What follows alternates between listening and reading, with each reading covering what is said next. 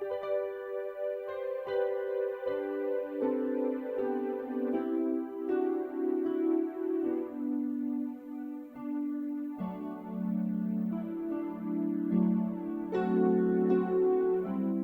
comes a time in every man's life, at least once every couple of years maybe, they've got to take some time out to clean up after themselves. It's gotten so bad in here, if I take too deep of a breath, I risk knocking over a pile of junk. But you know what? You've got blood on your hands too for this mess. If I've got to do it, taking you down with me. My apologies in advance for any weird noises you might hear in the background. Happens to be a blustery day today, and I've got my boy only a few feet behind me doing some very important work. He wanted to help me out. I asked him to do me a favor and break down an old pallet. Unfortunately, I didn't specify just how far down I needed it, but he's getting it out of his system. And yes, I'm well aware he's gonna pull that thing right through a nail or a staple or something. And it'll take me a week with a bench stone to get that nick out. But unfortunately, this kid's got a bulletproof contract.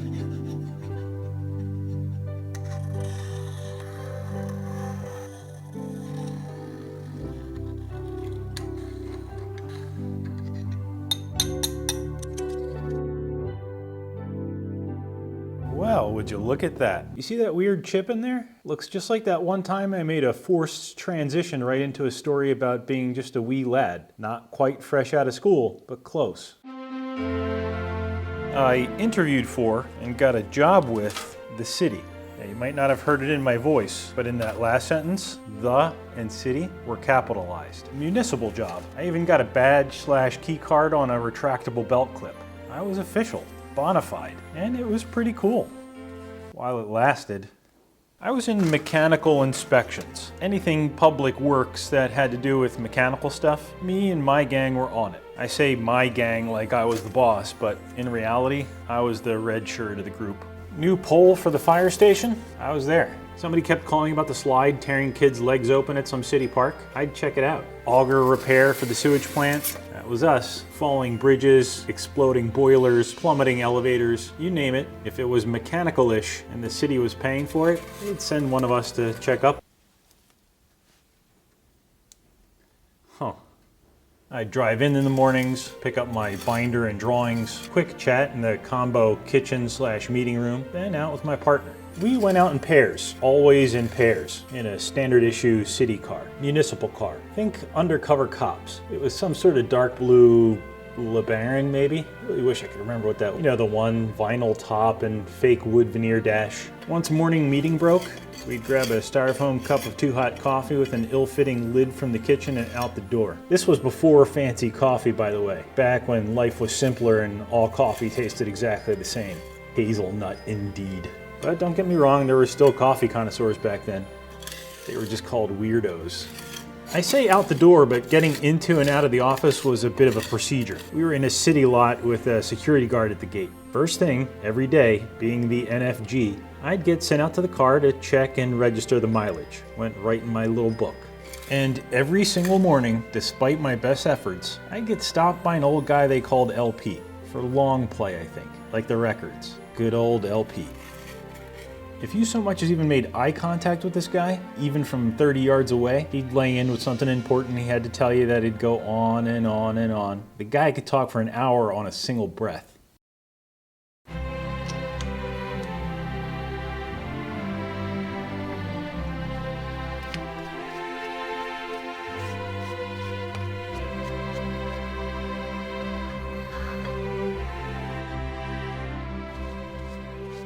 LP had to be 100 years old, sunken face and a voice that didn't quite match, but always dressed sharp as a tack.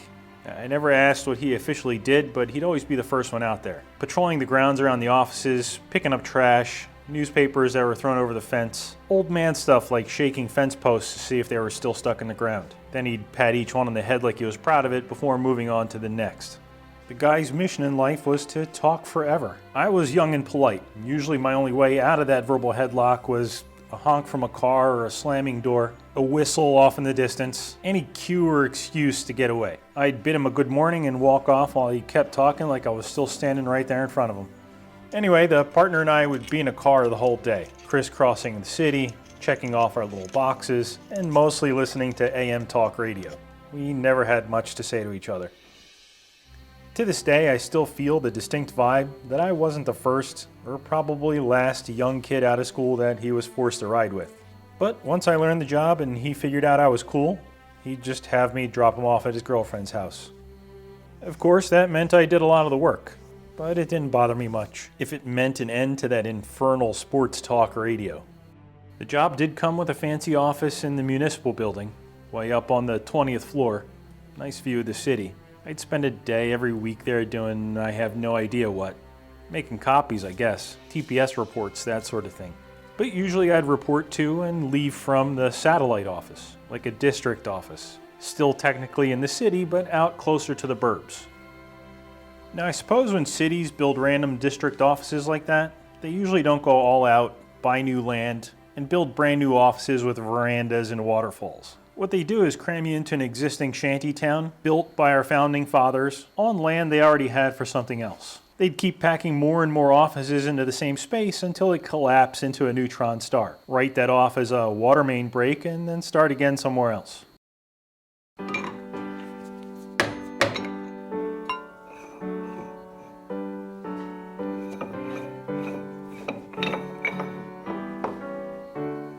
In our case, we were in a cozy little space immediately next and attached to the prison. Hence the probably higher than normal security for getting into and out of the place. Public Works wasn't the only one working out of the shacks and cardboard boxes behind the prison. We were in there with places like licensing, a print shop that'd make those weird flyers you'd get telling you not to worry, it was safe to drink the city water. And, get this, there was a city-run combination mental asylum and old person's home, like a retirement home. I never went into the asylum, but judging by the size of the social workers at the retirement home, it probably wasn't pretty. That prison turned out to be one of my first assignments, probably because it was so close, and I could tag along with one of the old leathernecks to see how things were done. All told, I think I probably spent the better part of 5, 6, maybe 7 months in that prison. Not one to brag, but from day one, all the guys in there would make kissy sounds at me through the bars. Whistle, want to touch my hair, stuff like that. I miss those guys. I should have probably said this earlier, but I'll do it now since I'm running out of royalty-free Christmas music. An inspector does exactly what it sounds like they do. They inspect. Most cities outsource public works to the lowest bidder, or a friend of the mayor, one of the two. And when you get a lowest bidder in there, well, I ain't calling anyone a liar, but sometimes you couldn't trust them to do what they said they were going to do, despite their crossing their hearts and hoping they'd die. Friends of the mayor, on the other hand, were trustworthy chaps. I assume anyway, because they'd never sent me out to inspect those fancy projects. Basically, you'd head to some work in progress, unannounced of course, and bring your blueprints. They were still blue back then. And make sure the crew was doing what they promised they'd do. If they're changing a boiler, well, you'd expect to find a new boiler. If you find a couple of welders out there patching it up like a pair of old jeans, something was probably not right. And let me tell you, when something wasn't right, it turned into a bad day fast. The job was naturally confrontational. I mean, sure, you needed to know how to read a blueprint, but mostly it was conflict management. And by conflict management, I mean shouting. Don't get me wrong, we wouldn't head out every morning looking for a fight, but you were expecting a fight. And I've probably gotten more fights working for the city than I have in all my time before and all my time since. I've tried with flowers, and I've tried with chocolates, but there's just no nice way to call a 250-pound no-neck foreman into a trailer to tell them, the lowest bidder mind you, that they needed to dig up the entire library foundation they just bored because they didn't tie the rebar right. Okay, so I didn't actually do that. I mean, me personally. I was there for those fights, but I was just a kid out of school. And let's be honest, any one of those construction workers could have pounded me into the ground like a nail. One punch to the top of the head like in the cartoons. That, or, end up sleeping with the fishes. And apart from being young, I've never been particularly short-fused or confrontational. Which, as an official inspector, posed a bit of a problem. A dilemma, if you will. You couldn't let them get away with anything, even little things that seemed minor or insignificant, as that could lead to a dangerous situation. A building could fall down, for crying out loud. I wasn't an architect or an electrician or a plumber. Minor and insignificant were above my pay grade. No decision making happened on our part, as that could result in extremely danger. And in fact, that library I mentioned earlier, although they did end up digging up that whole foundation and pouring a new one, they must have cut some other corners somewhere else. Years later, I ended up reading in the papers that that specific library was voted as having the worst magazine subscriptions around. But conflict resolution is likely a video for another channel. Suffice it to say, I did eventually work it out on my own, mostly resorting to psychological warfare, or, sort of playing dumb out loud. Well, would you look at that? My drawing shows 4 wire clamps per guy wire, but it looks like it only really needed 3. Nice work, guys. And I'd scribble something in my book. 9 times out of 10 on my next visit, all would be right with the world. For that outlier 1 in 10, I could call in one of the older guys. I like my horse heads on my horses, thank you very much.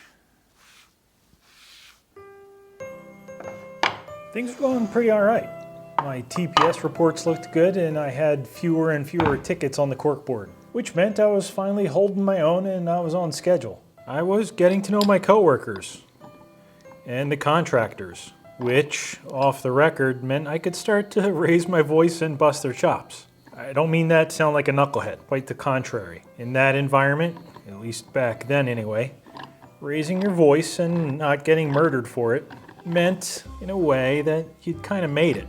Insulting each other was our way of saying I love you. And that job got me into a lot of places and situations I could have never imagined. One of these days I'll have to tell you about the stint I did at the city morgue. The morgue.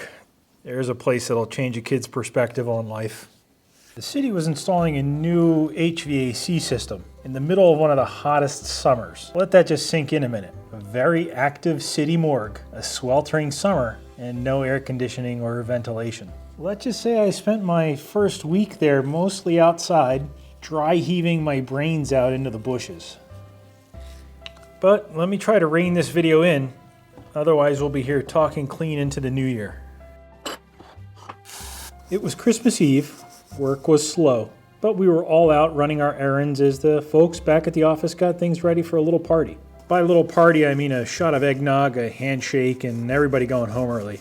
I was particularly anxious to get out of there. I still had a little last-minute shopping to do. But despite my best efforts, I got to the office a little later than I hoped. I key-carded myself into the lot, not a soul around. They were already in the kitchen doing Secret Santa, I suppose, when I spotted LP. He was upset, red-faced, no jacket on, out in that December cold, fuming and pacing back and forth. I pulled in close to see what was wrong. He couldn't get into his car, was late to meet his wife, and had no way to call her. She most certainly was upset. He went on about how this would have been the 3rd time he'd let her down on Christmas Eve. Now, he didn't work in my department, so I couldn't offer him my car, but I didn't even get through that thought before he asked me for a ride. Now, I don't mean to sound callous, but at the time I really wanted to get out of there. I was about to turn him down when his sunken eyes locked to mine. I saw how worked up he'd gotten, and it was Christmas Eve after all. This time, dang it, he wasn't going to let his wife down. Not on my dime. Turns out we weren't going very far. It was maybe 15 minutes out, and for a moment I felt bad not having taken him sooner. I remember dropping him off at a diner. His wife and kids would have already had a table inside. We exchanged Christmas cheer and off I went. I was a little behind schedule, but feeling a lot better for doing my little part at Christmas time. By the time I'd gotten back to the office, everyone had spilled out into the parking lot. Lots of hustle and bustle. I must have missed a good Christmas party. I parked the car, got out, was about to apologize for missing the festivities when I noticed the odd look on everyone's faces. A few people rushed over and asked if I'd seen LP. Of course, I said, calm down, I'd just given him a lift to meet his wife. And that, my dear viewers, is how I got fired on Christmas Eve. Turns out, LP didn't have a wife, or kids, or any family for that matter. As it happened, he was a highly delusional resident. A lot of people got in trouble that night, and quite a few of them missed their Christmas Eve looking for LP. He was no longer at the diner by the time they got there. To this day, I'm not quite sure if they ever did. Pardon me a second. Hello? May I speak to this old Tony? This is he. Mr. Pete, is that you? What a pleasant surprise. How you doing? I hate to put you out. Could you do me a favor? I'm having car trouble. I'm supposed to meet my wife. Could you give me a lift? Absolutely. I'll be right there. Where are you? Out by the security gate.